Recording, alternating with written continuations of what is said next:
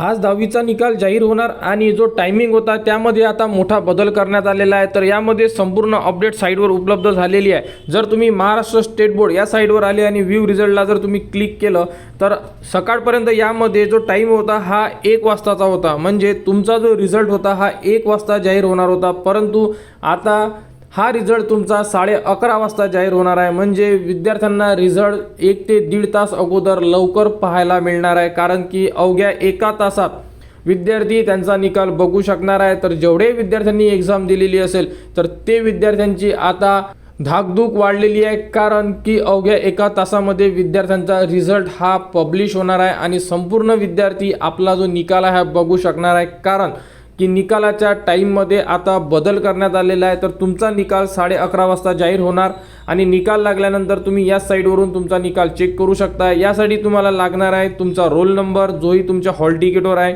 त्यानंतर तुमच्या आईचे नाव स्पेलिंग हॉल तिकीटवर जसे दिलेले आहे त्याच प्रकारे तुम्हाला टाकायचं आहे। म्हणजे इथे तुम्हाला रोल नंबर टाकावा लागेल, आईचे नाव टाकावं लागेल म्हणजे मदर नेम, आणि त्यानंतर शो रिझल्टला क्लिक करायचं। शो रिझल्टला क्लिक केल्यानंतर तुमचा रिझल्ट तुमच्यासमोर डिस्प्ले होणार आणि त्यामध्ये तुम्हाला किती मार्क्स मिळालेले आहे याबद्दलची संपूर्ण माहिती उपलब्ध केली जाणार। तर अशा प्रकारे तुम्ही तुमचा निकालसुद्धा चेक करू शकता। निकाल चेक करण्यासाठी वेगळ्या साईटसुद्धा देण्यात आलेल्या आहे, ज्या संपूर्ण साईट आपल्या व्हिडिओच्या डिस्क्रिप्शनमध्ये दिलेल्या आहे। त्यामधून तुम्ही कोणत्याही साईटला जाऊन तुमचा रिझल्ट चेक करू शकता। तर आता 1 तासानंतर संपूर्ण विद्यार्थी त्यांचा रिझल्ट चेक करू शकणार आहे, कारण की 1 वाजता लागणारा रिझल्ट हा 1.5 तास अगोदर लागत आहे, म्हणजे 11:30 वाजता तुमचा निकाल हा तुम्ही तुमच्या मोबाईलवर बघू शकता।